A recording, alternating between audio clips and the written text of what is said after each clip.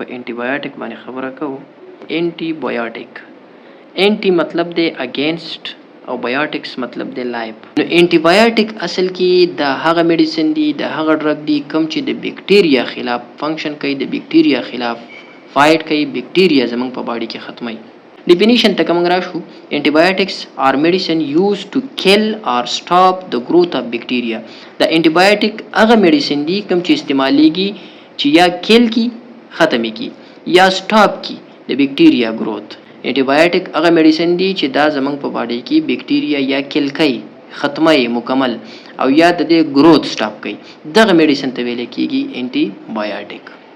مثال دا شو کله چې زمونږ باډي ته دننه بیکټیریا لاړ شي، دا بیکټیریا زمونږ په وجود کې بیا دننه گروث سٹارټ کی ډیریږي. دغه بیکټیریا بیا موږ ته انفیکشن کوي، موږ ته بیماری جوړي. دغه بیکټیریا زمونږ په باډي کې په کار نه ده. یو خو زمونږ د باډي خپل امیونټي ده، دغه خلاف فایټ کوي، دغه خلاف جنگي کی د بیکټیریا خلاف. خو کله چې د خپل امیونټي په لاس بر نشي او هغه کل کولای نشي یا گروث نشي سټاپ کولای، نه دغه لپاره د بهر نه بیا موږ انټي بایوټیک اخلو. دغه انټي بایوټیک زمونږ د امیونټي سره ملګری شي او دغه سره هیلپ کوي، دغه سپورټ کوي. نو انټي بایوټیک هر هغه میډیسن شو چې هغه زمونږ د امیونټي سپورټ کوي، زمونږ د امیون سیستم لپاره یو نور پوج دی چې موږ د بهر نه ورولېږو چې د بیکټیریا گروث سټاپ کوي یا کل کا. دغه قسم میډیسن ته ویل کیږي انټي بایوټیک. ټول اولنې انټي بایوټیک جو هغه پنسلین کوم چې په 1928 کې الکساندر فلیمنګ جوړ کړو. دویمه خبره دا تاسو یاد وساتئ، دا صرف د بیکټیریل انفیکشن خلاف کار کوي. که چېرته زمونږ په باډي کې وایرل انفیکشن وشي نو بیا دغه لپاره انټي بایوټکس کار نه کوي، بیا انټي بایوټکس موږ نشو ورکولی. انټي بایوټکس صرف او صرف د بیکټیریل انفیکشن خلاف موږ استعمالولی شو. لکه مثال زه به تاسو ته خبره وکړم، یو څو بیکټیریل انفیکشن هغه د بیکټیریا د وجې کیږي. نو په هغه کې نمونیا ده. کله چې انسان ته نمونیا وشي نو دا بیکټیریل انفیکشن دی، د دې لپاره موږ انټي بایوټیک استعمالولو شو. یا ټي بي وشي، ټیوبرکلوسس، کله چې ټي بي وشي نو دا بیکټیریل انفیکشن دی، د دې لپاره انټي بایوټیک استعمالیږي. یا ټایفاید دی، ټایفاید فیور، کله چې ټایفاید انسان ته وشي دا بیکټیریل انفیکشن دی، د دې لپاره هم موږ انټي بایوټیک استعمالولی شو. خلاصه دا شوله بیکټیریل انفیکشن وشي بایوټیک استعمالولی شو. خو چې کله دا بیکټیریل انفیکشن که چېرته وایرل انفیکشن وشو هغه لپاره بیا موږ انټي بایوټیک. د دې انټي بایوټیک یو څو اگزامپل تاسو پنسلین دی، تاسو ته ما خبره وکړه پنسلین د ټولو نه اولنی انټي بایوټیک دی، په 1928 کې جوړ شوی دی، الکساندر فلیمنګ جوړ کړی دی. د دې نه علاوه اماکسیلین شو، دا انټي بایوټیک دی. ایزیترومایسین شو، دا عام انټي بایوټیک دی، تاسو ټول به پیژنئ، پنسلین، اماکسیلین، ایزیترومایسین، دا قسم میډیسن چې دا ټول انټي بایوټیک دی. اوس تاسو ته ما خبره وکړله چې دا انټي بایوټیک زمونږ په باډي کې دننه د بیکټیریل انفیکشن خلاف فایټ کوي، د بیکټیریا یا کل کوي یا د دې گروث سټاپ کوي.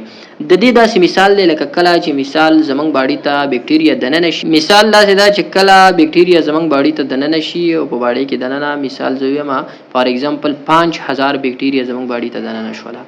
اوس دغه 5000 بیکټیریا د دې سره زمونږ امیونټي مسلسل لګیا ده، فایټ کوي. خو چې کله پې زمونږ د امیونټي لاس بر نشي، بری پې را نشي، نو بیا انټي بایوټیک سټارټ شي.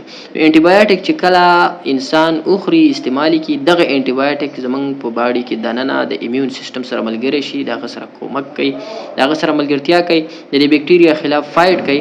نو دغه بیکټیریا چې د 5000 په تعداد کې وه، د انټي بایوټیک ورسره فایټ شروع کی، یا خو دا بیکټیریا کل کی، مکمل ختمه کی، او یا داسې وکړي چې د دې گروث سټاپ کی.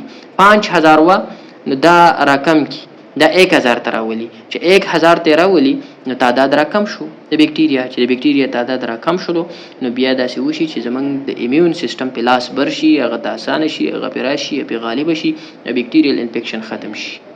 نو مختصر خبره دا شوله چې د انټي بایوټیک زمونږ د امیون سیستم هیلپ کوي، سپورټ کوي، ملګرتیا کوي. اوس دا یو خبره تاسو ځان سره یاد وساتئ، کله چې د بیکټیریا ذکر کیږي نو بیکټیریا په دوه قسمه باندې یادیږي. یو ته ویل کیږي ګرام پازیټیو بیکټیریا، بل دی ګرام نیګیټیو بیکټیریا. نو خبره په دې باندې کوو چې دا ګرام پازیټیو بیکټیریا څه شی دی او دا ګرام نیګیټیو بیکټیریا څه شی دی. نو دې کې دومره غټ فرق نشته دی. مختصر خبره تاسو دا واورئ، ګرام پازیټیو بیکټیریا هغه بیکټیریا ده د کوم بیکټیریا سیلوال چې د پیپټیډو ګلایکین نه جوړ شوی. هغه بیکټیریا چې د هغه سیلوال له پیپټیډو ګلایکین نه جوړ شوی هغه ته ویل کیږي ګرام پازیټیو بیکټیریا. دا یو شو. دویم دی ګرام نیګیټیو بیکټیریا. نو ګرام نیګیټیو بیکټیریا هغه بیکټیریا ده چې د هغه سیلوال د پیپټیډو ګلایکین سره سره یو اوټر ممبرین د دې نه بل تاوي، هغه ممبرین ته ویل کېږي لیپوپولیسیکراید LPS لیپوپولیسیکراید. دا یو اډیشنل ممبرین دی. دغه ممبرین چې ورسره کله ملګری شي اډیشنل ممبرین دی بیا ورته ویل کېږي ګرام نیګیټیو بکټیریا. نو مطلب دا چې د ګرام پازیټیو بکټیریا او د ګرام نیګیټیو بکټیریا په سیلوال کې فرق دی. ګرام پازیټیو بکټیریا سیلوال د پیپټیډو ګلایکین نه جوړي او د ګرام نیګیټیو بکټیریا سیلوال چې دی دا د پیپټیډو ګلایکین سره یو بل اډیشنل ممبرین دی هغه ته ویل کېږي لیپوپولیسیکراید LPS. دا ورسره ورسره نو چې کله ورسره د لیپوپولیسیکراید ممبرین ملګری شي نو دا ګرام نیګیټیو شو، دا بیا ګرام پازیټیو نشو. نو ګرام پازیټیو بکټیریا او ګرام نیګیټیو بکټیریا کې صرف او صرف د سیلوال له کمپوزیشن فرق دی. د دې نه علاوه د انټي بایوټیک سره یو څو ټرمینالوجیز تړلي دي. په هغه اهم ټرمینالوجیز باندې خبره کوو. په هغه کې د ټولو اولنې دی انفیکشن. انفیکشن څه ته ویل کېږي؟ د ملټیپلیکیشن اف پیتوجینیک مایکرو ارګانیزم ان د باډي دیټ کاز ډیزیز. کله چې زمونږ باډي ته دننه بکټیریا دننه شي یا پیتوجینیک مایکرو ارګانیزم دننه شي، هغه ارګانیزم دننه شي چې هغه زمونږ باډي کې بیماری جوړوي. هغه پیتوجینیک مایکرو ارګانیزم هغه بکټیریا چې کله زمونږ په باډي کې دننه ملټیپلیکیشن شروع کی، مطلب دا چې ډیریدل شروع شي، خپل نسل سیوا کوي، وخت په وخت تقسیمیږي او ډیریږي دغه بکټیریا زمونږ په باډي کې دننه، او دا زمونږ په باډي کې دننه کاز ډیزیز مونږ ته بیماری جوړي، مونږ ته مسله جوړي. دې ته ویل کېږي انفیکشن.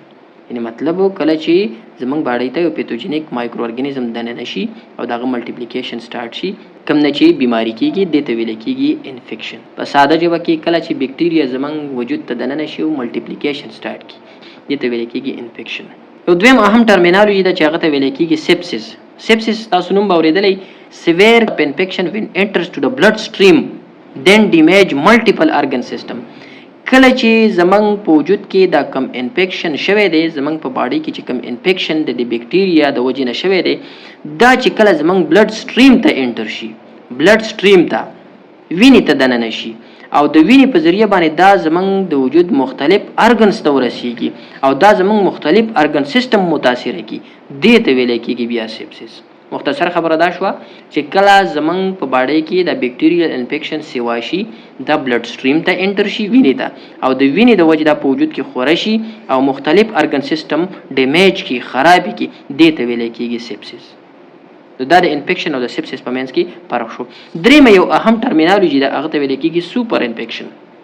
او سوپر انفیکشن څه ته ویل کېږي؟ سوپر انفیکشن دې ته ویل کېږي a new infection in a patient who has already infection in his body. داس یو انسان دی چې هغه کې already دغه په باډي کې دننه یو بکټیریل انفیکشن شته او دغه انفیکشن د پاسه په د باندې بل انفیکشن راشي، بل بکټیریا په اٹیک وکي. یعنی مطلب زه به تاسو ته وایم یو انسان دی چې هغه ته بکټیریل انفیکشن شوی دی، خېټه خراب شوی ده یا بل څه انفیکشن ورته شوی دی، مثال خېټه خراب شوی ده یا چیست انفیکشن ورته شوی دی، تروټ انفیکشن ورته شوی دی، او د دې سره دته یو وایرل ریسپایریټری ډیزیز هم ولګیدو. یعنی مطلب دا دی چې الریډي د بکټیریا نه سفر شوی، الریډي د انسان په باډي کې یو انفیکشن وو او د دې د پاسه دته بل انفیکشن وشو، هغه بکټیریل دی او وایرل دی، دې ته ویل کېږي سوپر انفیکشن. کله چې په باډي کې یو انفیکشن موجود وي او دغه د پاسه بل انفیکشن وشي، دې ته ویل کېږي سوپر انفیکشن. نو دا یو څو اهم ټرمینالوجیز دي، تاسو یاد انفیکشن، سیپسس او سوپر انفیکشن. خدا خو مونږه یو څو اهم ټرمینالوجیز ویل، راځو خپل ټاپک انټي بایوټیک ته. انټي بایوټیک مونږ پیژنو چې انټي بایوټیک هغه میډیسن دی چې هغه د بکټیریل انفیکشن خلاف زمونږ په باډي کې د امیونټي سره هیلپ کوي، هغه بکټیریا یا کل کوي یا د گروث سټاپ کوي، دغه میډیسن ته مونږ وایو انټي بایوټیک. اوس د انټي بایوټیک یو درې سپیکټرمز دي. یو ته ویل کېږي نیرو سپیکټرم انټي بایوټیکس، دویم دی ایکسټینډډ سپیکټرم انټي بایوټیک او دریم دی براډ سپیکټرم انټي بایوټیک. دا درې سپیکټرمز دي انټي بایوټیک، په دې باندې موږ په ډیټیل کې خبره کوو. د ټول ناول راځو د نیرو سپیکټرم انټي بایوټیک ته، چې دا نیرو سپیکټرم انټي بایوټیک څه ته ویل کېږي؟ دا هر هغه انټي بایوټیک دی چې اټ ایکټس اگینست سپیسیفیک ټایپ اف بکټیریا. د انټي بایوټیک هغه قسم چې هغه د یو خاص بکټیریا خلاف کار کوي، هغه انټي بایوټیک چې هغه د یو خاص د یو سپیسیفیک بکټیریا خلاف فنکشن کوي، ایکټ کوي، دغه خلاف کار کوي، دغه قسم انټي بایوټیک ته ویل کېږي نیرو سپیکټرم انټي بایوټیک. نیرو تنګ ته ویل کېږي، وړوکی ته ویل کېږي، مطلب هغه انټي بایوټیک چې د یو خاص بکټیریا خلاف فایټ کوي، د یو خاص بکټیریا خلاف کار کوي، دې ته ویل کېږي نیرو سپیکټرم انټي بایوټیک. لکه زه به تاسو ته وایم مثال چې تا داسې انټي بایوټیک دی چې هغه صرف او صرف ګرام پازیټیو بکټیریا ټارګټ کوي، دغه د ګرام نیګیټیو بکټیریا سره کار نه نو هغه انټي بایوټیک چې هغه یو خاص قسم بکټیریا ټارګټ کوي او د بل قسم بکټیریا سره کار نه ساتي، هغه نیرو سپیکټرم انټي بایوټیک دی. لکه تاسو ته ویل چې کوم مثال موږ یو انټي بایوټیک داسې استعمال کو چې هغه صرف او صرف د ګرام پازیټیو بکټیریا اگینست کار کوي، نو دا نیرو سپیکټرم انټي بایوټیک دی. یا داسې یو انټي بایوټیک موږ استعمال کو چې هغه صرف او صرف د ګرام نیگیټیو بکټیریا خلاف کار کوي، ګرام پازیټیو ته څه نه وایي، نو دا هم نیرو سپیکټرم انټي بایوټیک دی، ځکه چې دا د یو خاص بکټیریا خلاف شو، یا د ګرام نیگیټیو شو یا د ګرام پازیټیو خلاف شو، د دوانو خلاف کار نه کوي، د یو خلاف به کار کوي. نو دې قسم انټي بایوټیک ته ویل کېږي نیرو سپیکټرم انټي بایوټیک. صحیح ده؟ لکه داغه مثال له آیسونایزیډ، دا آیسونایزیډ چې دی کنه دا نیرو سپیکټرم انټي بایوټیک دی، د یو قسم بکټیریا خلاف کار کوي. دویم دی ایکسټینډډ سپیکټرم انټي بایوټیک. دا کوم انټي بایوټیک دی؟ نو ایکټس انټرمیډیټ رینج. دا داسې انټي بایوټیک دی چې دا درمیانه کار کوي، ګرام پازیټیو خلاف به کار کوي، خو د دې سره سره ګرام نیگیټیو خلاف هم کار کوي، خو معمولی شان کار کوي. لکه دا هغه انټي بایوټیک شو چې کار د یو خلاف خو مضبوط کوي. لکه مثال به تاسو درکم، د ګرام پازیټیو خلاف به کار کوي، خو مضبوط کار به کوي. د ایکسپینډډ سپیکټرم انټي بایوټکس د ګرام پازیټیو بکټیریا خلاف به خو زبردست کار کوي، خو د دې سره سره لګ لګ ګرام نیگیټیو خلاف هم کار کوي. دې ته ویل کېږي ایکسټینډډ سپیکټرم انټي بایوټیک. نو د ګرام پازیټیو خلاف به خو سټرانګ کار کوي، خو د ګرام نیگیټیو خلاف به ویک ایکشن کوي، معمولی شان کار به کوي. نو دا درمیانه کار شو، د یو خلاف خو کار کوي او بل مرسله لګ لګ راګیر کو، دا ایکسټینډډ سپیکټرم انټي بایوټیک شو. لکه داغه اگزامپل له مثال امپیسلین. امپیسلین چې دی کنه دا د ګرام پازیټیو بکټیریا خلاف خو سټرانګ کار کوي، خو د ګرام نیگیټیو بکټیریا خلاف کمزورې کار کوي. امپیسلین داسې انټي بایوټیک دی چې د ګرام پازیټیو بکټیریا خلاف ښه کار کوي، خو د ګرام نیگیټیو خلاف معمولی شان کار کوي، لږ شان کار کوي. نو دا امپیسلین هغه انټي بایوټیک شو چې دا د یو خلاف کار ښه کوي، خو د بل خلاف کار لږ کمزورې کوي. نو دا ایکسټینډډ سپیکټرم انټي بایوټیک شو، انټرمیډیټ رینج کې شو، صرف د یو خلاف هم نه جنګيږي، د دوانو خلاف کار کوي، خو د یو خلاف ډیر کوي او د یو کم کوي. نو په نیرو سپیکټرم انټي بایوټیک او ایکسپینډډ سپیکټرم انټي بایوټیک کې دا فرق شي. نیرو به صرف او صرف د یو سپیسیفیک د یو قسم بکټیریا خلاف کار کوي، د ایکسټینډډ د یو خلاف خو ښه کار کوي، خو د بل خلاف ورسره هم لګ لګ معمولی کار کوي. دې ته ویل کېږي ایکسټینډډ سپیکټرم انټي بایوټیک.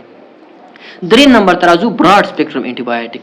دا براډ سپیکټرم د دې نوم نه پته لګي، براډ نو ایکټس اگینست ا وایډ رینج اف بکټیریا. دا د بلاشي بکټیریا خلاف کار کوي.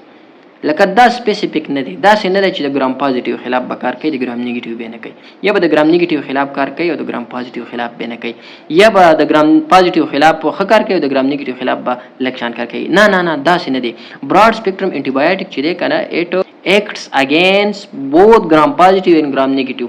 دا داسې انټي بایوټیک دی چې کتا او خړل تا استعمال کړو نو دا ستا په وجود کې ک ګرام پازیټیو بکټیریا او ګرام نیگیټیو بکټیریا دا نو داغه دواړو خلاف کار کوي.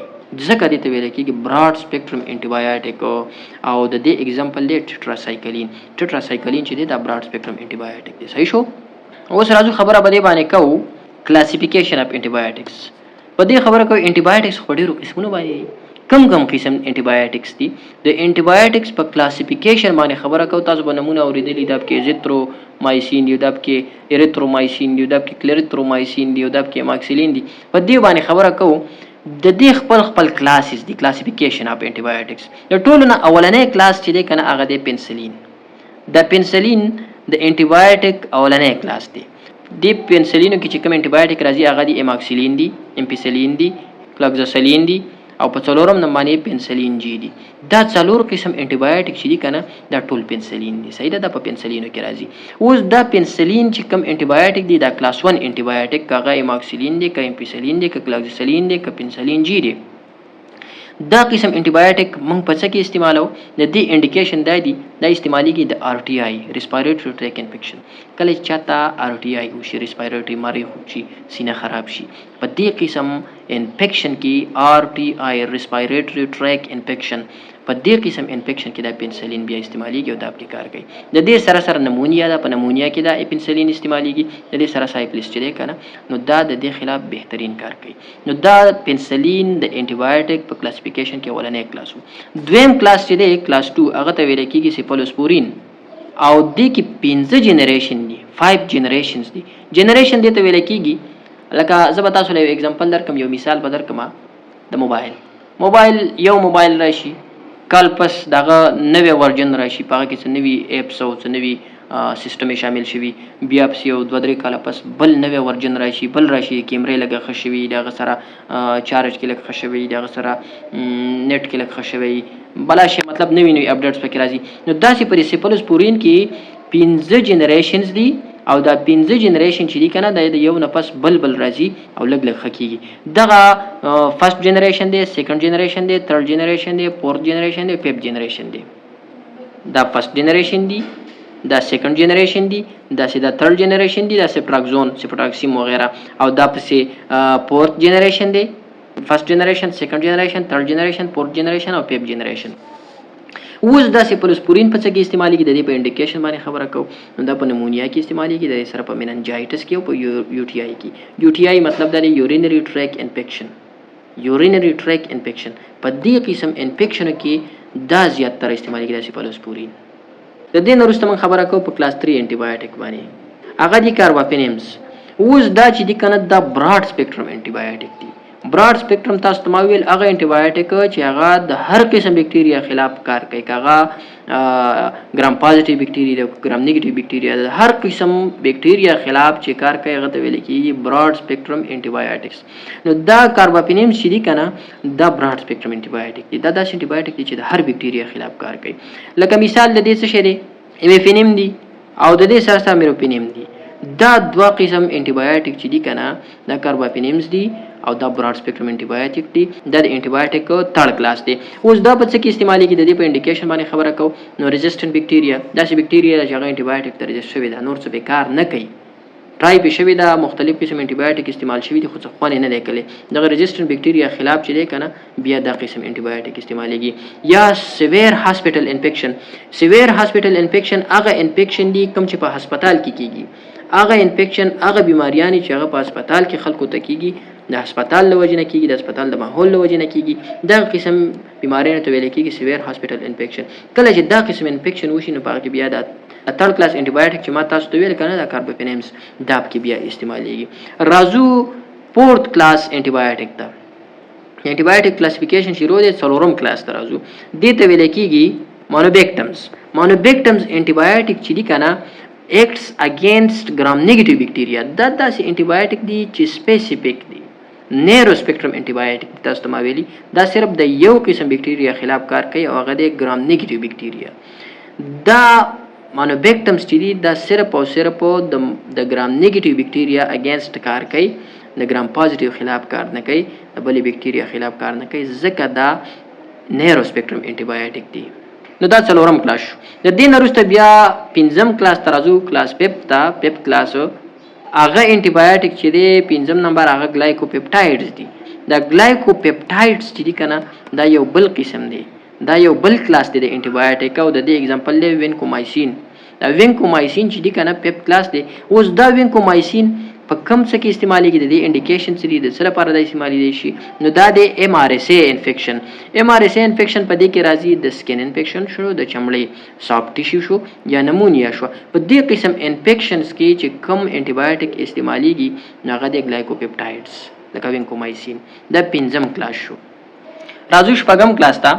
کلاس 6 بکټیریا هغه د میکرولایډز. دا میکرولایډز چې کنه د دې په اگزامپلو کې عام طور تاسو به اورېدلي په هغه کې ایزیترومایسین دي کلیریترومایسین دي اریترومایسین دي. دا کامن انټي بایوټکس دي تاسو به دا نمونه اورېدلي او دې ته ویل کېږي میکرولایډز. دا میکرولایډز چې دي کنه دا براډ سپیکټرم انټي بایوټکس دي او براډ سپیکټرم تاسو ته ما ویل دا هغه انټي بایوټکس دي چې دا د کار کوي د هر قسم بکټیریا خلاف چې هغه ګرام پازیټیو بکټیریا ده که ګرام نیگیټیو بکټیریا ده که هر بکټیریا ده خو د هغه خلاف د دواړو خلاف کار کوي دا میکرولایډز. ځکه دې ته ویل کېږي براډ سپیکټرم انټي بایوټیک. او عام انټي بایوټیک دي تاسو به اکثر استعمال کړي په آر ټي آی کې. کله چې د چا مرۍ بس تاسو خراب شوي نو بیا چې تاسو ډاکټر ته لاړ شئ هغوی تاسو ته ایزیترومایسین دا کلیریترومایسین دا اریترومایسین دا قسم میډیسن درکړي. دې انټي بایوټیک ته ویل کېږي د ایزیترومایسین ته د کلیریترومایسین ته د اریترومایسین ته میکرولایډز ورته ویل کېږي. دا شپږم کلاس دی او دا په څه کې استعمالېږي انډیکیشن باندې خبره کوم. چیسټ انفیکشن تاسو ته ما ویل په آر ټي آی کې ریسپایریټري ټریک انفیکشن کله چې د چا مرۍ خوږ شي یا د دې سره سینه خراب شي نمونیا وشي دې قسم انفیکشن کې د میکرولایډز استعمالېږي د ایزیترومایسین کلیریترومایسین او اریترومایسین. او دا براډ سپیکټرم انټي بایوټیک دی. راځو په اوم کلاس باندې خبره کوو، په 7 کلاس باندې. اوم کلاس چې کنه د امینو ګلایکوسایډز دا بل کلاس دی د انټي بایوټیک، او په دې کې به تاسو د اگزامپل کې تاسو لکه تاسو بنوم اوریدلې د دې مثال له جنټامایسین او ایمیکاسین. دا دوه قسم انټي بایوټیک چې دی کنه دا 7 کلاس دی امینو ګلایکوسایډز. اوس دا جنټامایسین او ایمیکاسین چې دی کنه دا په څه کې استعمالېږي؟ د دې په انډیکیشن باندې خبره کوو. نو سیویر ګرام نیگیټیو انفیکشن، کله چې د بیکټیریا انفیکشن وشي، بیکټیریل انفیکشن وشي، او کومه بیکټیریا چې ګرام نیگیټیو بیکټیریا وي، او دغه ګرام نیگیټیو بیکټیریا خلاف چې کله منګه انټي بایوټیک استعمالو، نو هغه کوم انټي بایوټیک دی؟ هغه امینو ګلایکوسایډز چې دي لکه جنټامایسین او ایمیکاسین، دا قسم انټي بایوټیک استعمالېږي. دین وروسته بیا اتم کلاس د انټي بایوټیک شروع کیږي. اتم کلاس د ټیټراسایکلینز، دا نوم به تاسو اورېدلی. ټیټراسایکلین د انټي بایوټیک اتم کلاس دی، او د دې اگزامپل دی ډاکسیسایکلین. تاسو به چېرته نوم اورېدلی ډاکسیسایکلین او ټیټراسایکلین. ډاکسیسایکلین او ټیټراسایکلین چې دي کنه دا ټیټراسایکلین دی اتم کلاس د انټي بایوټیک دی. اوس د دې انډیکیشن دا په څه کې استعمالېږي؟ نو دا په اکنی کې تاسو به کتلی کله چې په مخ باندې دانې راشي، دغه دانو د مخ د دانو د پاره شو، یا کال راشوله پیچس چې ورته ویل کېږي، کال راشوله، آر ټي آی شوله، تاسو ته ما خبره وکړه ریسپایریټري ټریک انفیکشن، یا ایچ پایلوري شوله د معدې چې کوم جراثیم ورته عام طور خلک وایي هیلوکوبیکټر بیکټیریا د وجې نه چې معدې ته کوم جراثیم ځي او کومه مسله جوړوي. د دې نه علاوه ملیریا پلوپایلکسس شو، د دې خلاف چې کوم انټي بایوټیک استعمالېږي نو هغه کوم انټي بایوټیک دی؟ هغه ټیټراسایکلینز دي. نو دا اتم کلاس و. د دې نه وروسته بیا نهم کلاس انټي بایوټیک ته موږ راځو، هغه ته ویل کېږي فلوروکوینولونز. فلوروکوینولونز چې کنه په دې کې یو سیپروفلاکساسین دی او بل پکې لیوفلاکساسین دی. دا سیپروفلاکساسین او لیوفلاکساسین دا عام انټي بایوټیک د تاسو به اوریدلی، دا نهم کلاس دی. صحیح ده. د فلوروکوینولونز دا اوس په کوم وخت کې استعمالېږي؟ د دې په انډیکیشن باندې خبره کوو. دا به تاسو کتلی دا سیپروفلاکساسین اکثر تاسو به کتلی په یو ټي آی کې، یورینری ټریک انفیکشن په دې کې استعمالېږي، په ټایفایډ کې استعمالېږي. د دې نه علاوه په جی آی ټي کې، جی آی ټي انفیکشن چې کوم دی کنه دا ګیسټرو انټیسټینل ټریک انفیکشن چې دی، لکه مثال لچا خېټه خراب شوله، دا ګیسټرو والا چې کومه مسلې دي په دې کې دا قسم انټي بایوټیک استعمالېږي. یا دوانه آر ټي آی چې دي کنه بوت آر ټي آی، بوت آر ټي آی مطلب دا چې هغه اپر ریسپایریټري ټریک انفیکشن دی او لوور ریسپایریټري ټریک انفیکشن دی، کله چې مری خراب شوی دی کله چې سینه خراب شوی دی، په دې کې ولدا انټي بایوټیک استعمالېږي. د دې سره په ټي بي کې، ټیوبرکلوسس کې، او په ګونوریا کې کوم چې اس ټي ډیز دي، دا هغه ډیزیز دي چې هغه سیکشولی ټرانسمیټډ ډیزیزز دي. نو په دې قسم مسلو کې، په دې قسم ډیزیزز کې بیا دا کلاس انټي بایوټیک استعمالېږي. د دې نه وروسته راځو په لسم کلاس باندې خبره کوو. 10 کلاس انټي بایوټیکس چې دي کنه هغه دي سلفونامایډز. دا سلفونامایډز کلاس 10 دی د انټي بایوټیک یو بل کلاس دی، او د دې اگزامپل چې دی کنه دا د کوټرایموکزازول. اوس دا قسم انټي بایوټیکس چې دي کنه د سلفونامایډز دا په څه کې استعمالېږي؟ د دې په انډیکیشن باندې خبره کوو. نو دا په یو ټي آی کې او په نمونیا کې، یورینری ټریک انفیکشن او په نمونیا کې د کې استعمالېږي. راځو یو لسم کلاس انټي بایوټیک ته. یو لسم 11 نمبر چې کوم کلاس دی د انټي بایوټیک هغه دی نایټرومیډازول. د دې نوم به تاسو عام طور اورېدلی میټرونیډازول. میټرونیډازول به تاسو کتلی. میټرونیډازول د دې انډیکیشن د امیبیاسیس کې کېږي، امیبیاسیس کې او انیروبیک انفیکشن کې. دا عام طور عام میډیسن دی تاسو به کتلی. دا میډیسن دا یو لسم کلاس دی. د دې نه علاوه چې کوم بل کلاس دی هغه د انټي ټي بي ډرګز. دا انټي ټي بي ډرګز چې کنه دا اوس هغه ډرګز دي، هغه میډیسن دي کوم چې د ټي بي د ټریټمنټ لپاره استعمالېږي. کله چې د ټي بي علاج څوک کوي کنه په هغه کې دا کلاس استعمالېږي. نو دا 12 کلاس شو د انټي بایوټیک.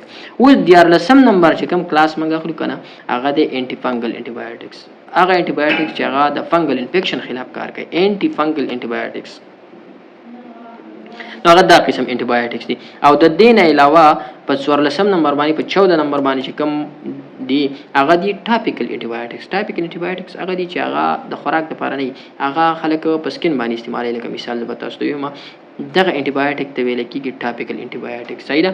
او دا د سکین انفیکشن تاسو ته ما خبره وکړه چې دا د خوراک لپاره نه، دا د سکین باندې د لګولو لپاره دی. نو دا ټاپیکل انټي بایوټیک شو.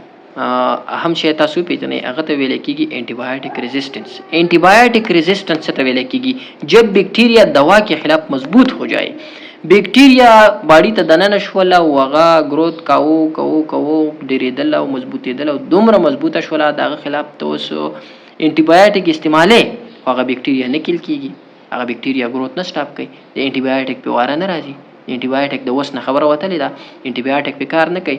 نو دغه حالاتو ته بیا ویل کیږي انټي بایوټیک रेजिस्टेंस. یعنی مطلب دا چې کله بیکټیریا د انټي بایوټیک ته रेजिस्टेंस شو کوي په مخالفت کې دا بکټیریا ته به انټي بایوټیک ورولې او انټي بایوټیک ته ورولو الته بکټیریا باندې اثر نه کیږي هغه ورته مضبوطه ولاړه ده دا اوس د دې انټي بایوټیک خلاف الته ریزिस्टنس شو کوي ریزिस्टنت کوي دی حالاتو ته ویل کېږي انټي بایوټیک ریزिस्टنس او دا خطرناک شی دی دا چې کله دا انټي بایوټیک ریزिस्टنس وشي کنه دا د انسان صحت ته نقصان ورکوي دا خو غټه مسله جوړه شوله چې ستا وجود ته به بکټیریا دننه کېږي انټي بایوټیک به کار نه کوي دا ډیره غټه مسله ده دا د څه د وجې نه کېږي دا بکټیریا په وجود کې ولې دومره طاقتوره شي چې بیا په انټي بایوټیک کار نه کوي دې کې یو څو خبرې دي وجې دي په کازز باندې خبره کوم هغه کې اهم خبره دا ده چې انټي بایوټیک ایکسیسیو یوز خلک بې دریغه انټي بایوټیک استعمالوي کله چې ته انټي بایوټیک بې دریغه استعمالوي غیر ضروري استعمالوي او د حد نه سیوا استعمالوي او های پاور انټي بایوټیک استعمالوي نو تا ته به انټي بایوټیک ریزिस्टنس کی تا د انټي بایوټیک نه غسړه روړی جوړه بس هر وخت کې خوري نه هغه اثر ختم شو بکټیریا ور سره عادت شو هغه ور سره مضبوطه شوله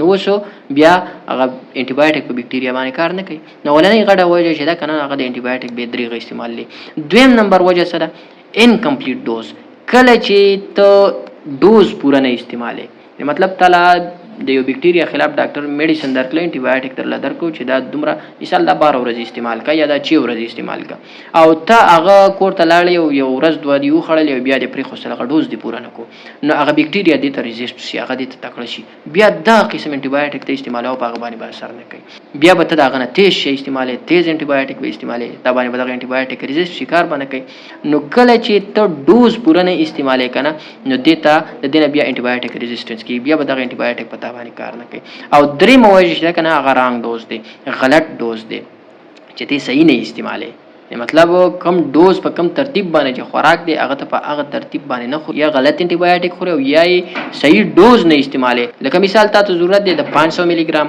او ته استعماله 250 ملي ګرام نو 250 پتا باندې کار نه کوي او دا ته استعماله د بکټیریا خلاف نو دغه کمزور ډوز ته استعماله دغه بکټیریا ریزिस्ट شي بیا دغه انټي بایوټیک پتا باندې کار نو دې ته ویل کېږي انټي بایوټیک ریزिस्टنس نو همیشه لپاره تاسو کوشش دا کوئ چې کله تاسو انټي بایوټیک استعمالوي یو به دریغ استعمال نه کوئ د ډاکټر په وینا باندې تاسو انټي بایوټیک استعمالوي چې کم تاسو ته ضرورت دی بل دا چې ډوز به کمپلیټ کړي درېمه خبره دا چې غلط ډوز باندې استعمالي دا خبره تاسو ځان سره یاد ساتئ نو بیا به تاسو انټي بایوټیک ریزिस्टنس نه کیږي بیا چې دا کنه بل خبره مونږه کوو په ساید افیکټس اف انټي بایوټیک باندې اوس ساید افیکټس اف انټي بایوټیک نقصانات څه دي ګوره د هر میډیسن نقصان شته خاص کر انټي بایوټیک د دې معمولی نه غټ نقصانات شته دا مجبورن منګه استعمالو په کار دا چې انټي بایوټکس به درېغه استعمال ونی شي په وخت ضرورت دا استعمال شي چې ډاکټر ته ایڈوایس کوي ضرورت دستا وجود بغیر دا غنه کار نه کیږي گزاره نه کیږي نو کته انټي بایوټک استعمال کې خیر دی خو به درېغه استعمال ډیر زیات استعمال ل انټي بایوټک چې کنن دا نقصان دي که چېرته دا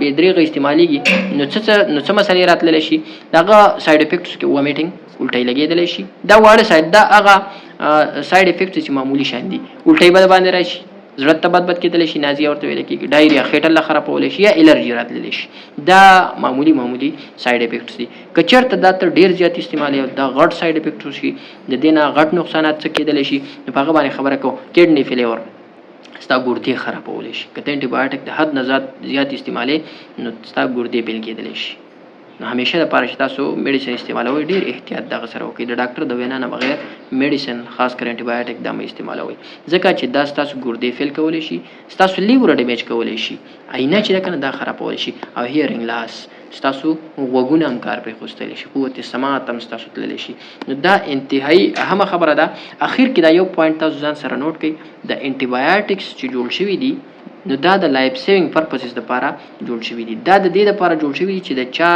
د چا ژوند په دې باندې بچ کړي شي کله چې ضرورت راځي بکټیریا وجود ته دننه شو ته نه ټکیږي نو په کار دا چې انسان انټي بایوټک استعمال کړي نو دا د فائدې لپاره استعمال شي کچرته دا تاسو د فائدې نه د دې به درېغه استعمال شروع کړئ د دې د حد نه سیوا استعمال شروع کړئ د دې غیر ضروري استعمال شروع کړئ غلط ډوز استعمالوي غلط انټي بایوټک استعمالوي انکمپلیټ ډوز استعمالوي نو خوده مکه چرته وخرانه شي چې تاسو انټي بایوټک ریزिस्टنس شي او بیا تاسو ته ضرورتي بکټیریا باډي ته دننه شوی او تاسو دغه خلاف انټي بایوټک استعمالوي انټي بایوټک بیا کار نه کوي نو هغه وخت چرته تاسو ونه رسیږي چې انټي بایوټک ته ریزिस्ट شي بیا بس تاسو معمولی انفیکشن چې دی کنه دا به ناقابل علاج جوړیږي ځکه چې پتا باندې انټي بایوټک کار نه کوي نو مهرباني وکړئ همیشه لپاره چې تاسو انټي بایوټک استعمالوي یا نور میډیسن استعمالوي په دې کې ډیر زیات احتیاط وکړئ غیر ضروري میډیسن مې استعمالوي